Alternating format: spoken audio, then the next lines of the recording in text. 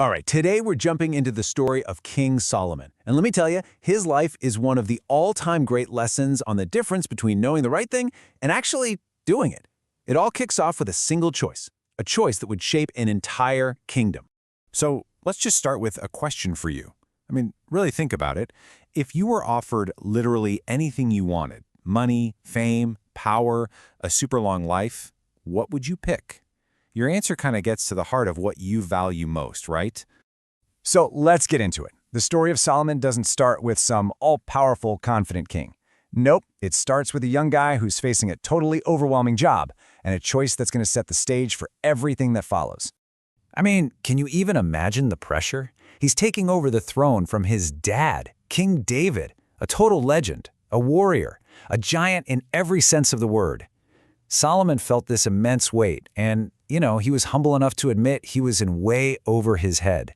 And that humility, that was his real starting point. And then comes this absolutely incredible moment. In a dream, God basically gives him a blank check. Ask for whatever you want, it's yours. This is the ultimate test of character, isn't it?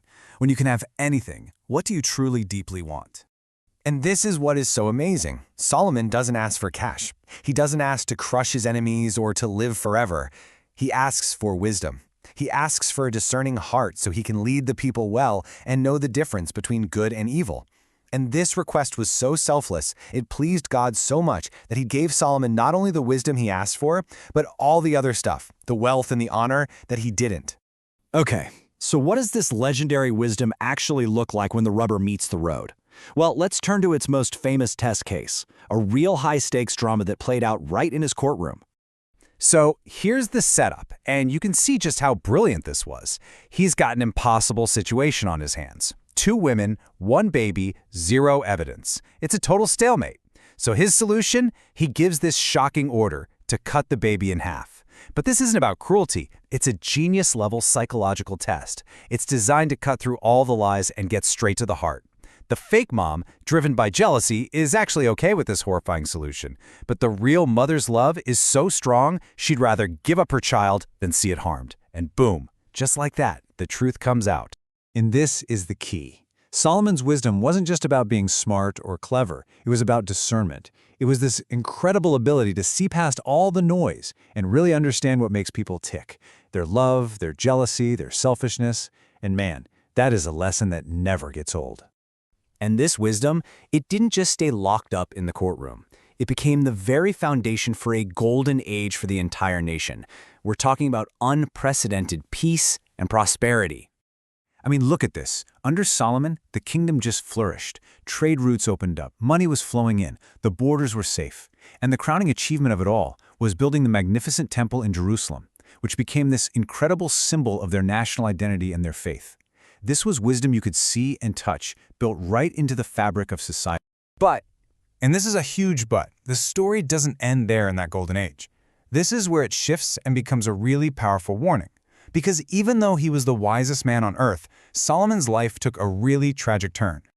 You can see the tension right here, laid out plain as day. On one side, you have the pillars of his wisdom: justice, humility, reverence for God. But on the other side, you see the compromises that started to chip away at that foundation. He made these political marriages to foreign women, and little by little, he let their gods and their ways of life creep in until his own heart was divided. And this, right here, this is the core lesson of his downfall. It's a huge one. Just having wisdom isn't the same as practicing it. You can have all the knowledge in the world, but if you don't live it out, day by day, with integrity, well, even the wisest person can fall. So, fast forward to late in his life. After he had experienced literally everything the world has to offer, we're talking pleasure, riches, power, knowledge, you name it. Solomon looks back on it all and writes down his final thoughts.